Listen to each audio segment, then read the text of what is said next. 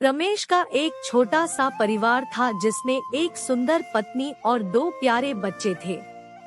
उसकी पत्नी और बच्चे हर हाल में खुश रहते थे, लेकिन रमेश उन्हें जीवन की सारी सुख सुविधाएं देना चाहता था और इसके लिए वह दिन में 16 घंटे से ज्यादा काम करता था। दिन भर ऑफिस में काम करने के साथ साथ वह सुबह शाम ट्यूशन सेंटर में ट्यूशन भी पढ़ाता था। वह सुबह जल्दी घर से निकल जाता और आधी रात के बाद घर लौटता। बच्चों को उसका चेहरा देखना अच्छा लगता था, क्योंकि बच्चे सुबह जल्दी घर से निकलते ही सो जाते थे और देर रात घर में कदम रखने से पहले ही सो जाते थे। हाँ, रविवार को वह घर पर ही रहा होगा, लेकिन उस दिन भी वह किसी न किसी काम में व्यस्त रहते और परिवार के साथ समय बिताने की जगह काम में ही उनका समय बीत जाता। परिवार बस उनके साथ क्वालिटी टाइम बिताने का इंतजार करता रहा। पत्नी अक्सर उससे कहती थी कि उसे घर पर समय बिताना चाहिए, बच्चे उन्हें बहुत मिस करते हैं। उस वक्त वह जवाब देते कि मैं यह सब उन्हीं के लिए कर रहा हूँ। घर के बढ़ते खर्च और स्कूल के खर्च के लिए मेरे लिए यह जरूरी है कि मैं ज्यादा काम करूं। मैं उन्हें एक अच्छी जिंदगी देना चाहता हूं। रमेश की यह दिनचर्या वर्षों तक चलती रही। वह परिवार को नजरअंदाज करते हुए बस मेहनत करता रहा। इसका इनाम भी उन्हें मिला। उन्हें प्रमोशन मिला, आकर्षक वेतन मिलने लगा। परिवार अब एक बड़े घर में रहने लगा। उनके लिए भोजन और अन्य सुविधाओं की कोई कमी नहीं थी, लेकिन रमेश का काम ऐसे ही चलता रहा। वह ज्यादा से ज्यादा पैसा कमाना चाहता था। पत्नी पूछती है कि तुम पैसे के पीछे क्यों भाग रहे हो? हमारे पास जो है उससे हम खुश रह सकते हैं। तो उसका जवाब होता कि मैं तुम्हें और बच्चों को दुनिया की सारी खुशियाँ देना चाहता हूँ। बस मुझे कुछ साल और मेहनत करने दीजिए। पत्नी चुप हो जाती। 2 साल और बीत गए। इन 2 सालों में रमेश मुश्किल से अपने परिवार के साथ समय बिता पाता था।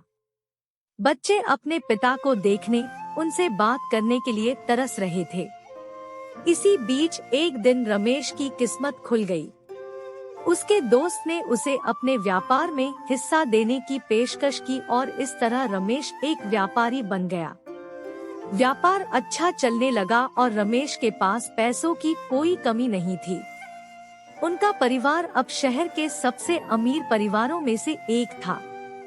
उसके पास सभी सुख सुविधाएं थी, लेकिन उनके पास अभी भी अपने बच्चों से मिलने का समय नहीं था। अब वह मुश्किल से घर पर रह पाता था। उनका अधिकांश समय घर से दूर व्यापारिक यात्राओं पर व्यतीत होता था। जैसे जैसे साल बीतते गए, उनके बच्चे बड़े होते गए। अब वह किशोरावस्था में पहुंच चुका था।